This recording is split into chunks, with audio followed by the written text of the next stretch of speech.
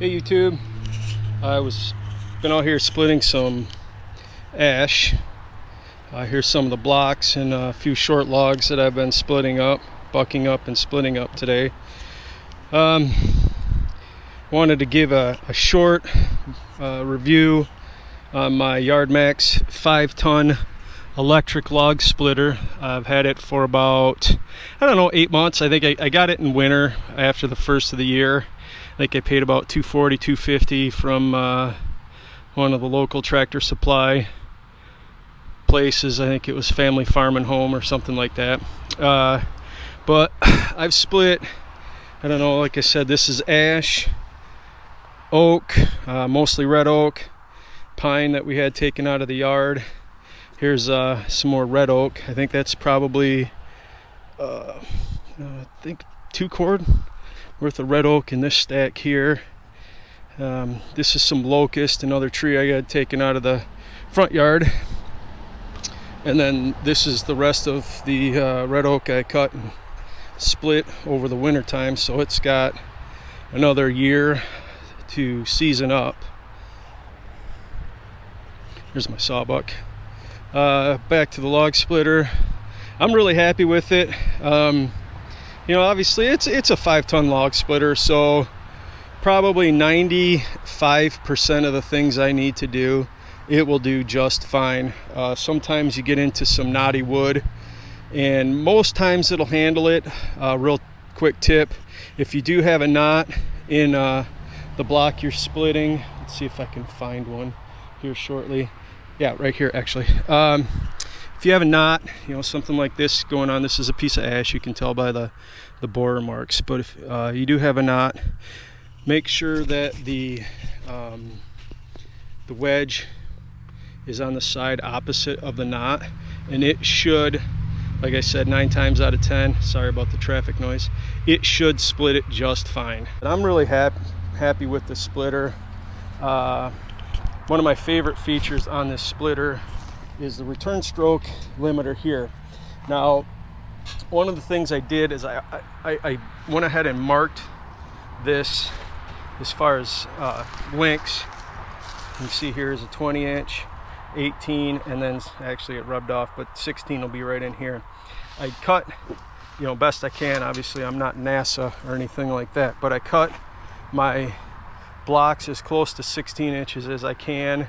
So when I set the ram, I'll set it at 18, which is this mark here, because that'll give me 2 inches for the actual round, because obviously sometimes you cut them on an angle or whatnot, or you're not exactly at 16 inches. So I'll set the return stroke for an 18-inch log. That'll give me a 2-inch gap, give me something, little window to play with.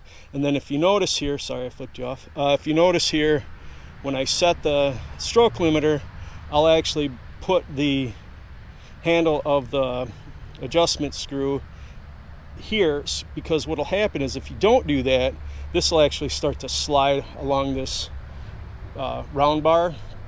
But if you put it here, it'll kind of cock it against there and it'll trap it, and then it won't slide. Obviously this has a tray. Is it better than nothing? Yeah, but just slightly. I mean, it's a place, I'll set things here. You can see how it's bent a little bit. It's real thin, cheap steel, but and it wobbles.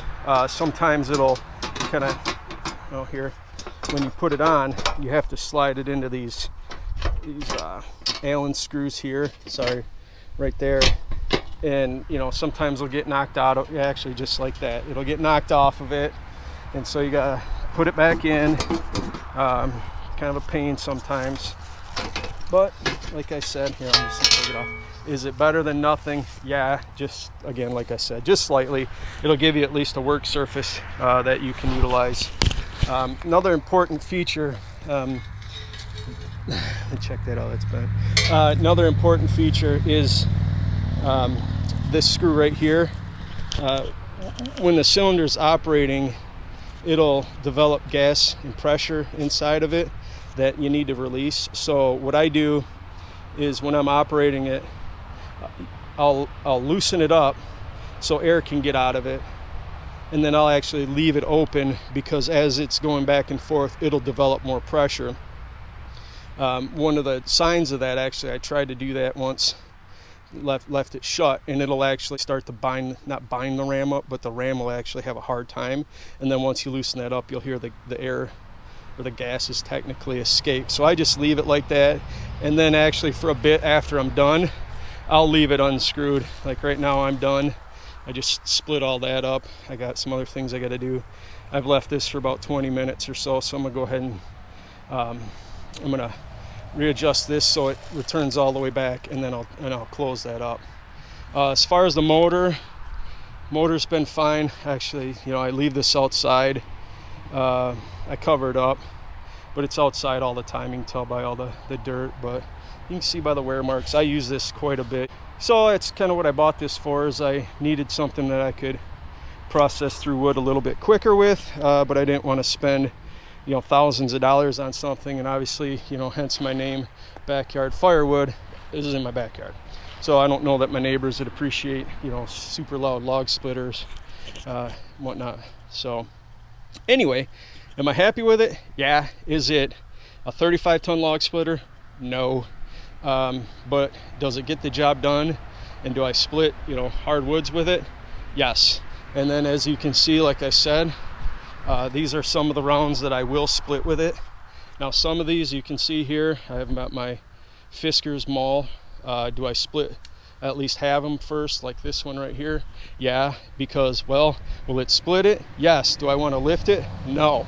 I'm not trying to win a strongman competition. I'm trying to get this stuff done as fast as I can.